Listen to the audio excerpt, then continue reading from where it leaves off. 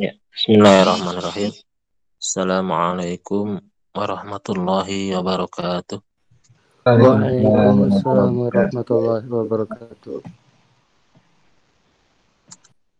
Innal hamdalillah nahmaduhu wa nasta'inuhu wa nastaghfiruh wa na'udzu billahi min syururi anfusina wa min sayyiati a'malina may yahdihillahu fala mudhillalah wa may yudlil fala hadiyalah. Asyhadu an la ilaha illallah wahdahu la syarikalah wa asyhadu anna Muhammadan abduhu wa rasuluhu la nabiyya ba'da. Allahumma salli wa sallim wa barik ala sayyidil mursalin wa ala alihi wa sahbihi ajmain amma ba'd. Rabbi syahri sadri wa yassir li amri wahlul uqdatan min lisani yafqahu qawli. Allahumma ftah lana hikmataka wa ansyur alaina rahmataka ya zal jalali wal ikram. Alhamdulillah santriwan santriwati sekalian, kita bisa sama-sama lagi berjumpa walaupun online. Kita meneruskan materi yang sudah kita pelajari ya terdahulu. Insya Allah yang materi yang akan kita pelajari sekarang adalah bab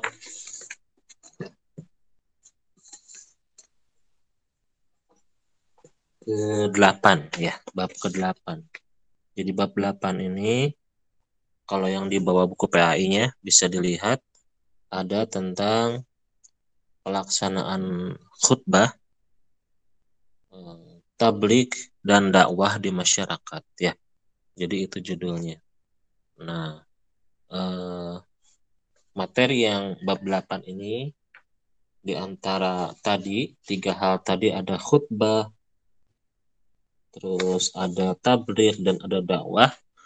Nah, ini ada yang pertama itu pembahasannya adalah tentang khutbah Jumat, di mana khutbah Jumat ini dibandingkan dengan yang lainnya seperti tabligh dan dakwah, khutbah ini memiliki aturan, memiliki ketentuan yang berbeda dengan yang sebelumnya begitu, dengan yang lainnya tadi.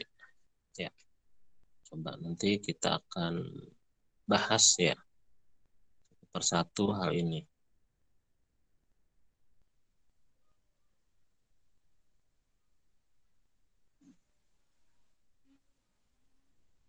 Ya.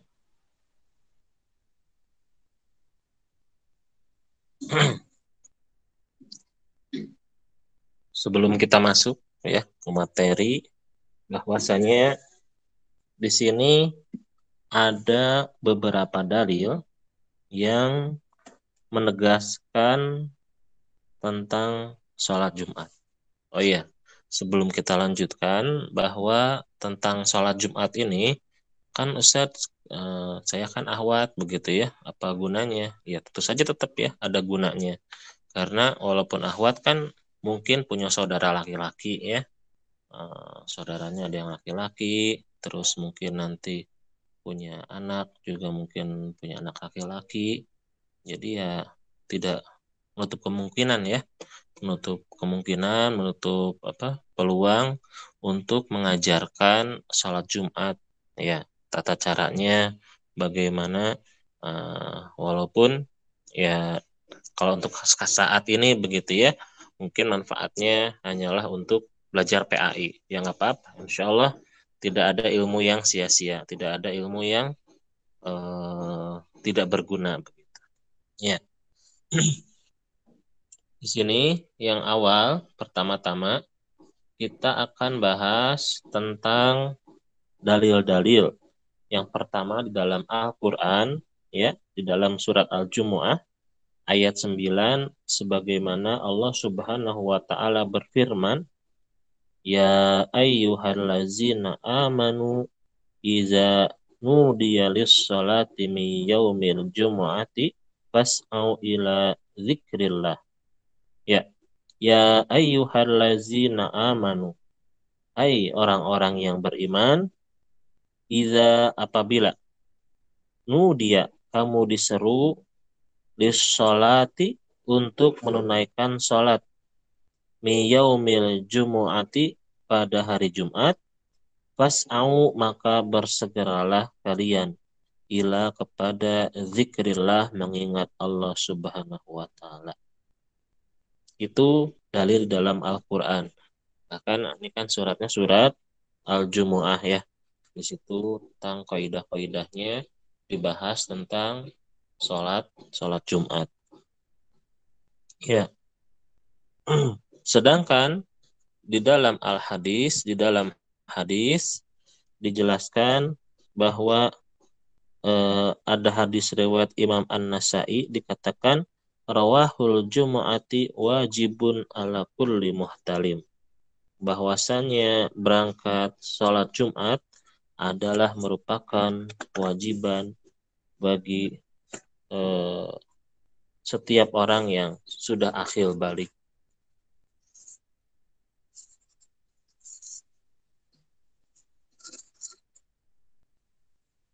Ya, lalu kapan ya disyariatkan sholat Jumat ini?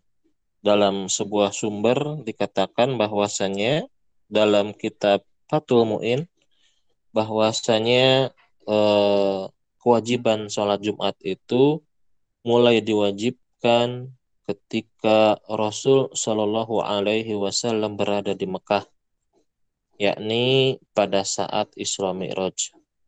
Ya, kendati demikian, sholat Jumat belum pernah dilaksanakan di sana. Kenapa? Karena standar jumlah jamaah yang merupakan salah satu syarat wajibnya sholat Jumat belum terpenuhi. Nah, di sisi lain pun pada saat itu dakwah baginda Nabi Shallallahu Alaihi Wasallam ketika di Mekah masih dilakukan secara sembunyi-sembunyi sehingga sholat Jumat ini belum memungkinkan untuk dilakukan. Nah, akan tetapi pernyataan ini oleh Imam Al-Hafiz Ibnu Hajar mengatakan bahwasanya tidak betul ya, katanya begitu. Nah, ini kalau dalam masalah fikih ya, ada perbedaan ulama, perbedaan pendapat ya. Itu sih masalah yang lumrah ya. Masalah yang tidak perlu dianggap sebagai permusuhan, saling mencela, bukan. Tapi ini memang hal yang ilmiah oleh ulama itu ketika ada perbedaan pendapat. Ya, biasanya yang bikin jadi runyam, bikin jadi panas itu ya orang-orang yang kurang ilmunya, begitu ya. Jadi wah itu sesat, itu tidak betul. Nah, itu yang perlu diperbaiki ya. Jadi kalau hal yang ilmiah, ini dalilnya seperti ini, kekuatannya seperti ini, ya itu hal yang lumrah di antara ulama ya. Dan kita pun melihat itu sebagai khazanah, kekayaan ilmu bagi umat Islam. Ya, tapi di sini dikatakan bahwasannya Imam Al-Hafiz Ibnu Hajar. Jadi Imam Al-Hafiz Ibnu Hajar beliau adalah kalau dalam ilmu hadis beliau itu adalah Syekhul Islam. Jadi orang yang bisa dikatakan salah satu orang yang paling top, yang paling luar biasa karya-karyanya di dalam ilmu hadis ya. Karena beliau Imam Al-Hafiz Ibnu Hajar beliau itu amat sangat banyak begitu ya karyanya dalam ilmu hadis.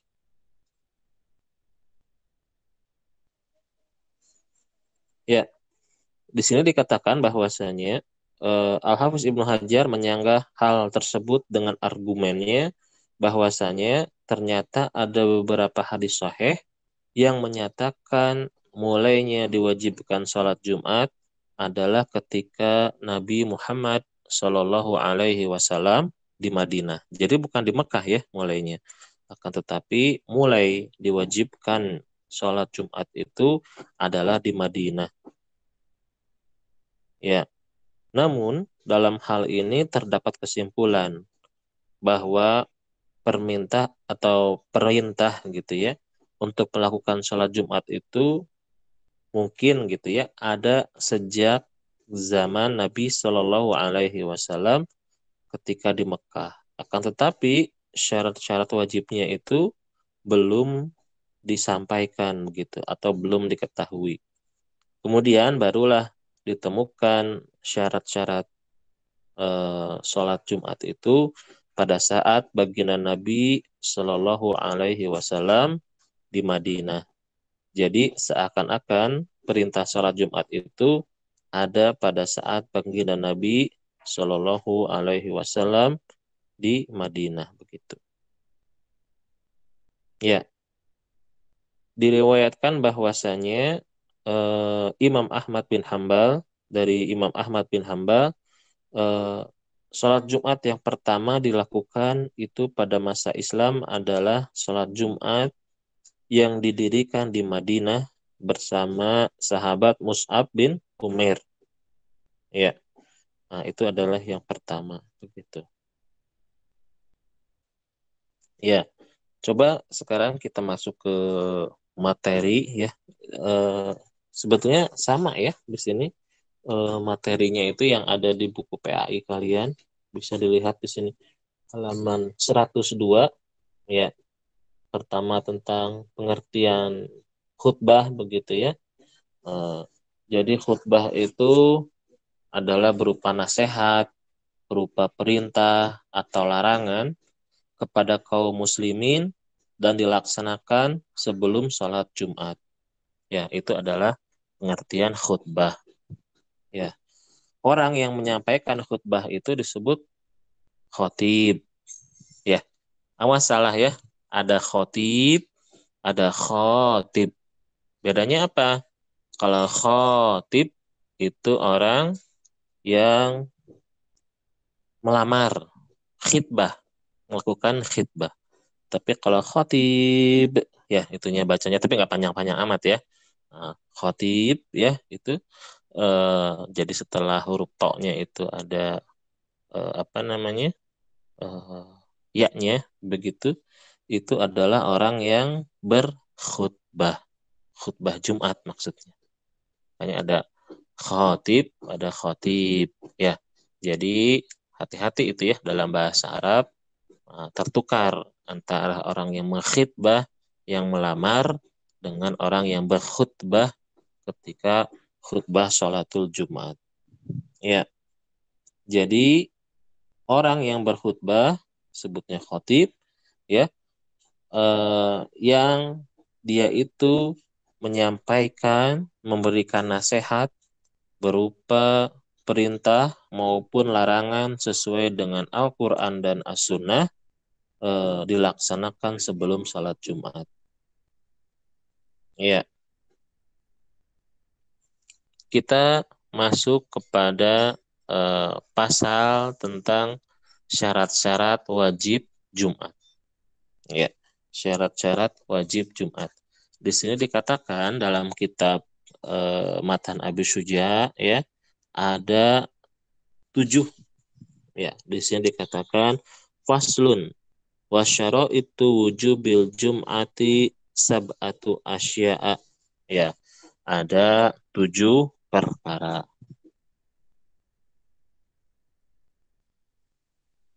Adapun dalilnya tadi seperti yang sudah kita baca di awal bahwasanya dalilnya ini ya. Wal aslu fi wujubiha dan asal dari kewajiban sholat Jumat itu adalah firman Allah Subhanahu wa taala, ya ayyuhallazina amanu iza nudiya lis-sholati mi yaumil jumu'ati fas'au ila dzikrillahi wa dzarul bai' dzalikum khairul lakum in kuntum ta'lamun. Ya, ini adalah dalilnya. Ya. Juga di dalam hadis, tadi tidak usah diterjemahkan ya, tadi kan sudah ya, sudah terjemahan. Lalu dalam hadis, ya, ada dalam hadis tentang sholat Jumat. Ya, ancaman. Sebentar, Ustaz. Besarkan dulu ya.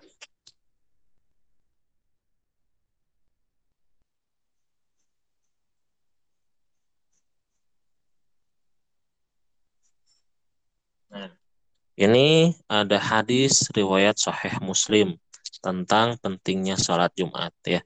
Makanya nih hati-hati nih kalian yang sudah tidak sholatnya di rumah begitu ya.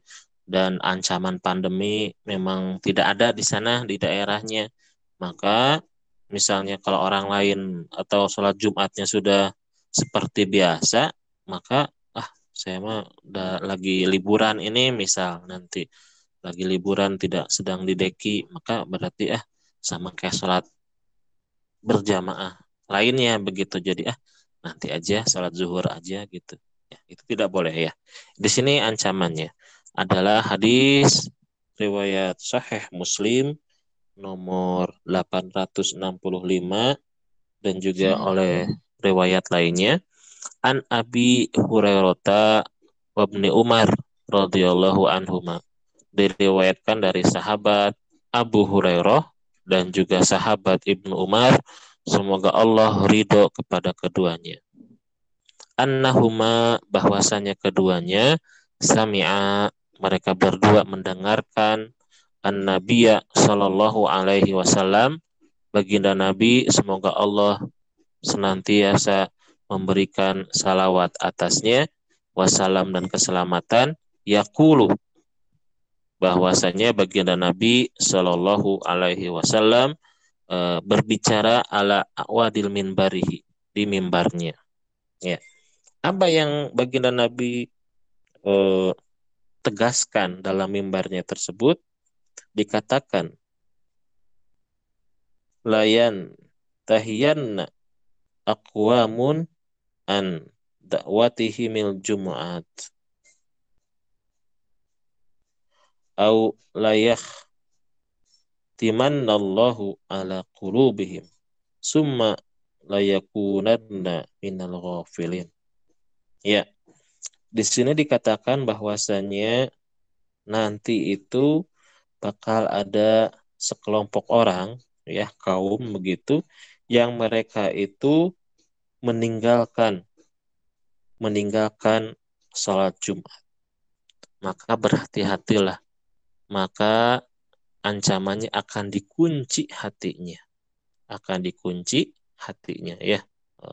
Qulubuhum la yakhtimanna Allahu ala qulubihim. Allah akan mengunci hati mereka kalau dengan sengaja begitu meninggalkan salat Jumat. Dan mereka summa la yakunan minal ghafilin. Mereka menjadi orang-orang yang ghafil, yang lalai begitu. Ya, hanya kan ada kata permainan gapleh ya. Itu dari kata gopil itu ya, gapleh itu. Gopil itu lalai, jadi yang main gapleh itu ya lalai begitu. Ya, kita lanjutkan lagi tentang syarat-syarat apa saja dalam ibadah sholat Jumat.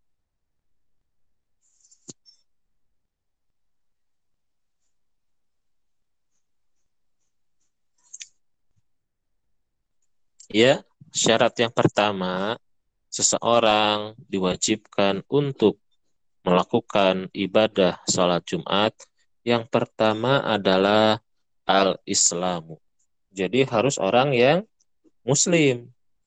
Ya, jadi kalaupun orang kafir, ya, orang Nasrani, orang Yahudi, ya, orang non-Muslim, ketika mereka ikut-ikutan sholat, ikut-ikutan mendengar ceramah, maka ya hanya sebagai menambah ilmu saja, tapi tidak menjadi kesahan ibadah mereka. Jadi harus Islam dulu.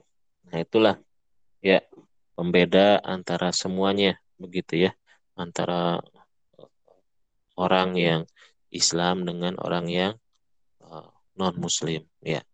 Lalu yang kedua adalah balir ya, balir ya. Jadi kalau anak-anak ya Walaupun istilahnya sebagai pembelajaran itu bagus ya. Sebagai pembelajaran itu bagus. Tapi tentu saja ketika anak-anak dibawa dalam ritual ibadah sholat Jumat, posisinya janganlah sampai mengganggu.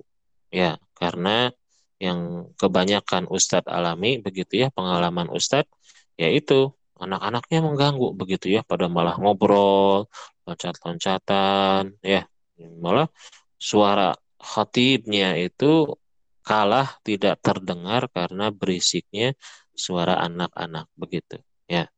Makanya eh, kalau yang belum balik ya, eh, maka ya harus diperhatikan mungkin dari DKM atau dari panitia di masjid, panitia ibadah sholat Jumatnya untuk bisa mentertibkan anak-anak yang belum balik. Pertama, karena mereka pun belum wajib ya. Terus ya jangan sampai esensi ibadah sholat Jumat yaitu orang-orang dewasa bisa mendapatkan ilmu itu tidak tersampaikan gitu. Wal aklu kemudian berakal. Ya, jadi kalau orang yang gila begitu ya, maka tidak wajib untuk sholat Jumat begitu ya. Nggak kebayang ya kalau pas lagi khutbah tiba-tiba mengamuk itu orang gilanya. Ya. Lalu yang selanjutnya adalah wal huriyah. Nah, huriyah ini adalah merdeka. Ya, merdeka. Jadi tidak ada kewajiban untuk hamba sahaya. Ya, hamba sahaya.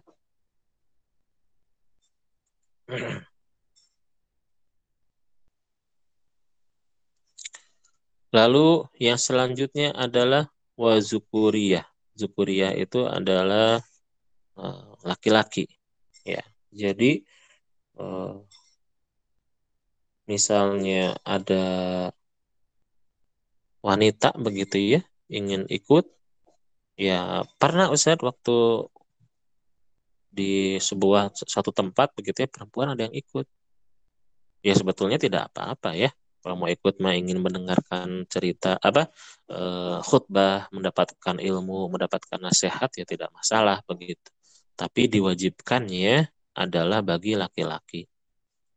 Maka sebagaimana kita sudah ketahui takrif, pengertian, definisi wajib, jika dilakukan mendapatkan pahala, tapi kebalikannya jika tidak dilakukan mendapatkan dosa, mendapatkan hukuman. Ya, wasihah dan sehat. Ya, jadi kalau orang yang sakit, maka dia tidak ada kewajiban untuk ya tentu saja sakitnya sakit yang apa namanya proporsional ya. Memang dia karena sakitnya terhalang untuk melakukan ibadah sholat Jumat. Misalnya, Ustadz saya sakit, sakit apa? Sakit hati misalnya. Ya, itu tidak bisa sebagai penghalang ya. Kecuali kalau sakit hati liver begitu ya, liver parah begitu. Nah, beda ya. Sakit apa? Ini sakit panu katanya. Apa hubungannya ya? Kecuali kalau panunya bisa menular begitu ya, parah begitu. Ya. Atau sakit apa misalnya eh,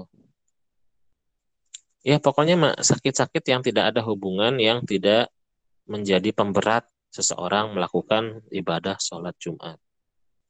Ya. Eh, yang terakhir adalah wal istiton. Istiton itu apa? Mustautinin. Mustautinin itu adalah orang yang tinggal di negerinya. Ini adalah kebalikan daripada orang yang dalam keadaan berpergian. Ya, jadi kalau yang apa namanya bertempat tinggal tetap begitu ya, beda sama musafir. Nah itu maka wajiblah ibadah salat Jumat bagi orang-orang ini. Iya, di dalam apa namanya pendalilan yang tadi di awal tadi ada hurriyah, ada buluk dan akal. Di sini baginda Nabi Shallallahu Alaihi Wasallam bersabda, ya, al Jum'atu wajibatun. Salat Jumat itu adalah wajib ala kulli muslimin atas setiap orang muslim. illa kecuali ala arbaatin bagi 4 orang, ya 4 orang muslim, jenis 4 orang muslim.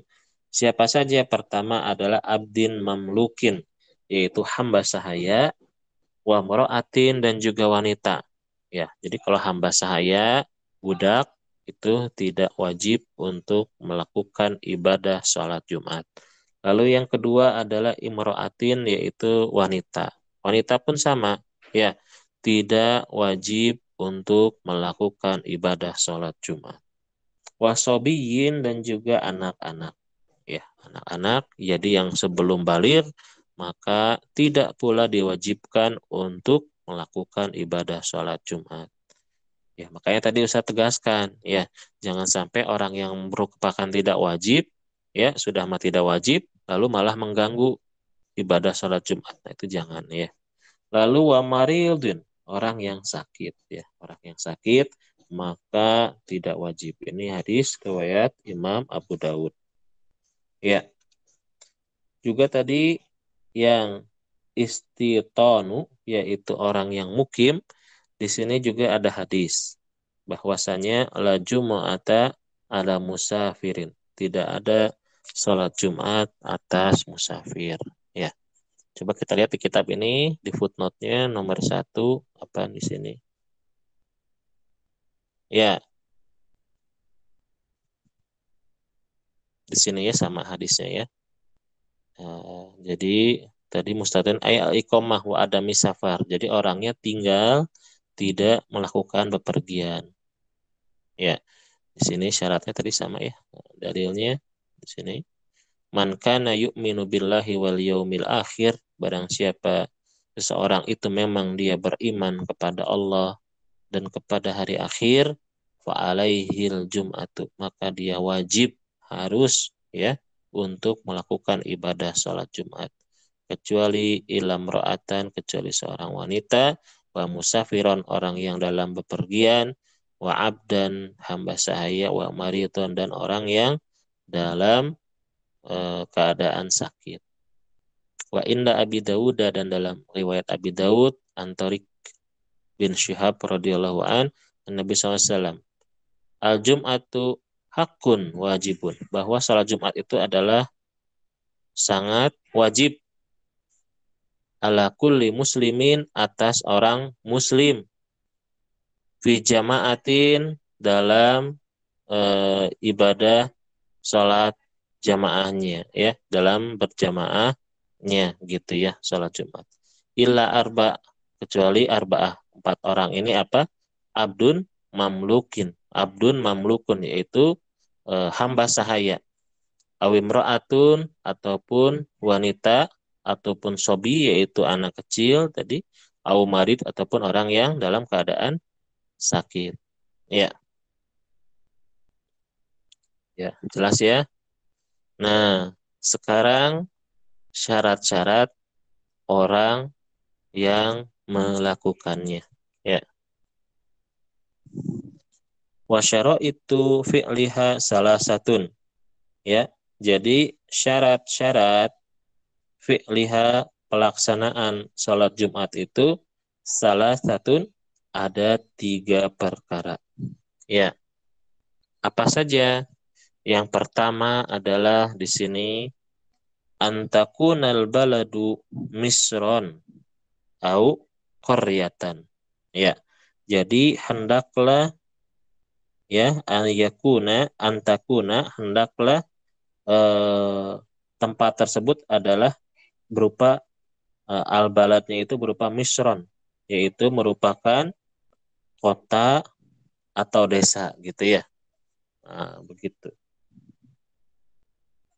Wa ayakunal adadu, dan hendaklah, ya, jumlah, ya, jumlahnya adalah arba'in, adalah 40 orang, ya, adalah 40 orang, min ahlil jumu'ati, yaitu orang yang mereka itu sudah terkena kewajiban ibadah sholat Jumat. Ya, jadi 40 orang, harus dihitung 40 orang. Ini dalam mazhab Syafi'i seperti ini ya. Walaupun dalam mazhab yang lain, ya dalam kaul yang lain juga ada yang memang mengatakan bahwa tidak harus 40. Ya, ada yang mengatakan 4 atau berapa begitu ya dalam kaul yang lain dalam mazhab Syafi'i. Tapi yang Ustaz tahu yang kaul yang rojih begitu dalam mazhab Syafi'i ya ini 40 orang. Walaupun kalau dalam mazhab yang lain ya mungkin begitu Ustaz belum baca begitu ya secara mendetail itu pun boleh katanya ya cukup seperti sholat-sholat biasa saja cukup 2 orang. Nah tapi kita dalam awal mempelajari fikih kita bermazhab dulu ya yang jelas yang apa namanya ada rujukannya juga diyakini begitu ya. Eh, karena Madhab Syafi'i itu bukan perkataan Imam Syafi'i saja, ya. Bahkan yang paling dianggap dalam apa namanya Madhab Syafi'i itu siapa? Imam An-Nawawi, ya. Bukan Syekh Nawawi ya, beda ya. Ada Imam Nawawi, ada Syekh Nawawi. Imam Nawawi yang mengarang kitab Riyadhus Shalihin dan juga Imam Ar-Rafi'i, ya. Itu adalah yang menjadi patokan dalam Madhab Syafi'i, begitu. Imam An-Nawawi, beliau adalah seorang ahli hadis dan juga ahli fikih. Ya, jadi kita percayakan kepada beliau begitu. Dan juga ulama-ulamanya banyak begitu ya. Nah, dalam madhab Syafi'i bagaimana? Harus 40. Ya, harus 40 begitu. Jadi kalau belum 40 ya cari ya masjid yang memang 40 orang begitu ya. Jumlah minimal jamaahnya. Kalau lebih bagaimana? Ya tentu saja tidak apa-apa ya. Itu mah ya yang masalah itu kalau kurang dari 40 begitu. Ya,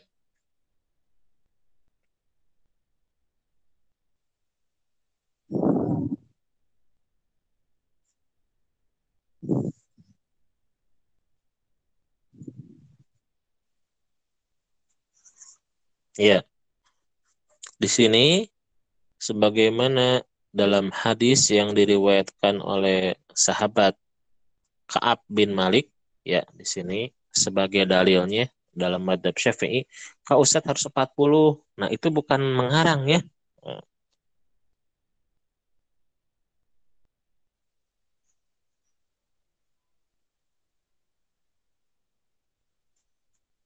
Misalnya ditanya, kenapa Ustadz kok harus 40? Oh, lalu ada yang bilang begitu ya kitanya, kenapa kamu kok harus 40 orang? Ya kan biar rame aja. Coba kalau cuma sendirian, kan nggak rame dong gitu. Bukan seperti itu ya. Terus kenapa kok jumlahnya 40? Ya itu 40 itu angka yang bagus tahu nggak? 40 itu angka keberuntungan saya. Nah, nggak seperti gitu juga ya. Jadi 40 itu bukan berdasarkan apa namanya angka keberuntungan, bukan berdasarkan apa namanya eh, apa namanya itu kayak rasi bintang tuh apa yang apa namanya Zodiak. zodiak Zodiak Ustaz. zodiak ya. Menurut zodiak, angka keberuntungan Anda adalah 40. Kalau kurang dari 40, maka Anda tidak beruntung. Dari situ ya. Tapi kalau dalam Islam itu adalah apa? Dari sunnah ya, dari hadis begitu. Di sini hadisnya ya. Warwa Abu Dawud wa ghairuhu anil Ka'ab bin Malik radhiyallahu an ya di sini dari sahabat Ka'ab bin Malik anna awalaman ya eh, jamaah ya bihim As'ad bin Zarah radhiyallahu an wa kanu yauma izin arba'in. Ya, jadi bahwasanya awal sholat Jumat itu bersama di sini ya As'ad bin eh, Zurarah ya namanya Zuroroh ya Zuroroh radhiyallahu an dan kami pada saat itu berjumlah 40 ya. Nah, ini di sini jadi dalil ya. Bukan karena perasaan, bukan karena angka keberuntungan, bukan. Ya, ya. Di sini 40 orang. Ya. Terus yang ketiga selanjutnya wa an yakuna. Yakuna apa ini? Kita lihat. Ya, liwakti bakian.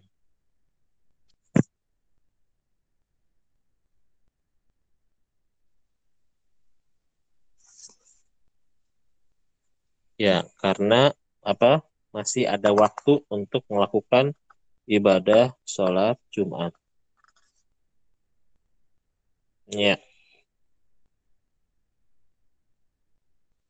Maka jika waktunya adalah sama dengan waktu sholat zuhur ya, waktunya sholat zuhur. Jadi misal di sebuah perusahaan eh, memang begitu ya, dalam kondisinya itu tidak mungkin begitu ketika sholat Jumat jam sekian begitu, jam yang sudah ditentukan. Nah, misalnya di awal apa diakhirkan pun itu sebetulnya tidak masalah ya, yang sepengetahuan Ustadz, karena yang jadi masalah itu adalah biasanya jumlah orang yang mengikutinya. Jadi sholat Jumat pun kalau diakhirkan itu sesuai dengan sholat zuhur, asalkan jumlah pesertanya adalah 40, maka tetap sah begitu ya. Di sini dikatakan fa in kharajal waktu au ada mati syurut ya suliyati zuhron. Ya. Ya.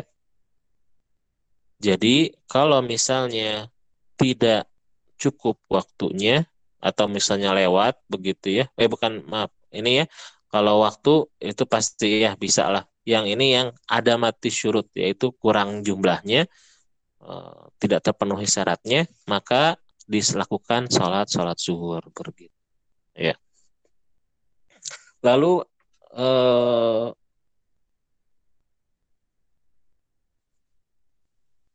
selanjutnya adalah faraiduha, yaitu kewajiban-kewajiban sholat Jumat.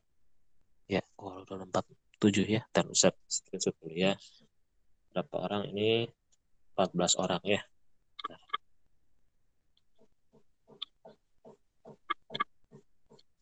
Ya. Wa faraiduha salasah.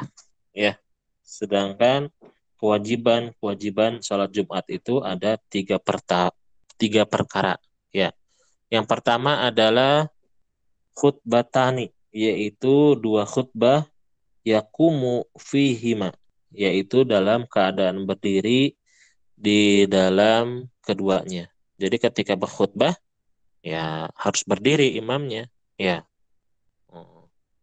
kecuali memang ya imamnya emang nggak ada kakinya misalnya ya, gimana berdirinya kan nggak bisa ya. Nah, atau lagi sakit kaki, tapi ya makanya dipilihkan. Masa sih semua orang pada sakit kaki atau pada nggak ada kakinya, itu kan hanya orang-orang tertentu. Maka pilihlah untuk imam itu yang memang bisa berdiri begitu ya, bisa berdiri cukup lama begitu yang sesuai dengan waktu ibadah sholat Jumat. Ya, jadi khutbatani, dua khutbah yakumu fihima, yang bisa berdiri di ketika khutbahnya. Wa yajlisu bainahuma, kemudian ada duduk. Ya duduknya juga sebentar saja ya. Jangan duduk kok lama banget ini. Tete imamnya kerek begitu ya. Ya enggak ya. Tapi perasaan ibadah Jumat mah belum pernah kayak gitu ya. Makanya misalnya kalau ada apa santri dahulu Quran misalnya suruh ibadah salat Jumat harus benar ini ya. Jangan sampai memalukan ya. Harus tahu lah begitu. Duduknya kok lama. Pas lihat lagi apa main HP misalnya ya, membalas HP. Nah, itu duduknya sebentar saja ya. Seperti yang kalian suka lihat salat Jumat ya. Makanya nanti salat Jumat diperhatikan ya, karena biasanya kalau lihat daku itu saking husunya begitu ya. Husu gitu sampai nunduk-nunduk begitu ya. Ada yang mungkin itulah mimpi begitu. Ya, itu posisinya biasanya langsung posisi itu ya.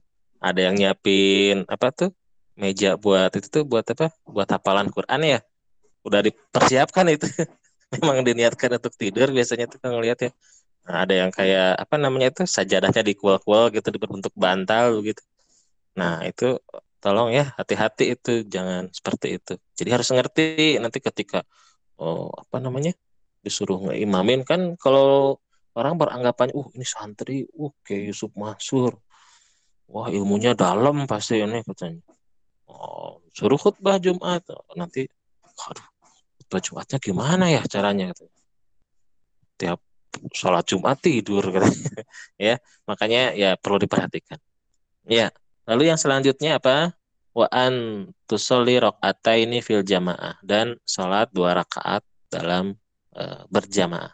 Ya, ini sudah jam 10.50 ya. Ustadz mau mengabsen dulu ya, seperti biasa. Berarti yang tidak hadir siapa ya? Coba dilihat ya di WA-nya. Hafiz Fadilah, Hari, Cengho, Jaki, Lucy, Aga, Mustafa, Najwa, Sabarina, Safira, apa itu? Tri ya. Seperti namanya teh. Umar, Usman, Yusuf, Zain. Oh itu ya, yang bisa nggak hadir teh siapa tuh namanya? Zahran ya, Zahran ada nggak? Tes, Zahran ada, Zahran? Tadi ada nggak? Mungkin itu ya, lagi di rumah sakit. Saya dengar teh. Ya, moga-moga yang sakit disembuhkan oleh Allah Subhanahu wa taala ya, yang berhalangan semoga diberikan kemudahan untuk bisa mengikuti ya kajian begitu, mengikuti pembelajaran. Ada yang ditanyakan? Ya, kalau nggak ada bisa cukupkan ya. Kita tutup dengan baca doa kifaratul majlis. Subhanakallah wa bihamdika. Subhanakallahumma wa bihamdika asyhadu an la ilaha illa anta Baik, astaghfiruka. Allahumma sholli wa sallim. Subhanakallahumma bihamdika asyhadu an la ilaha illa anta astaghfiruka wa atubu ilaik. Ya. Oh iya, pas hari Sabtu maaf tidak maksimal ya karena Ustadz itu ada apa namanya lahiran anak ya, jadi nggak maksimal, nggak Ustadz balesin juga nggak apa, pokoknya ada materi lah ya mengulang murojaah. Ya, terima kasih atas semuanya. Ya, kita Ustaz, tutup dengan bacaan salam. Ya, gimana? Ya, enggak. oh iya, ya, ya. Assalamualaikum warahmatullahi wabarakatuh. Terima kasih ya. Waalaikumsalam Waalaikumsalam warahmatullahi Terima kasih wabarakatuh. Terima kasih Ustaz. Ustaz. Assalamualaikum warahmatullahi wabarakatuh. Terima kasih Ustaz. Terima kasih ya. Terima kasih Ustaz. Ya, Izin terima daftar. kasih. Ya, mangga silakan. Terima kasih.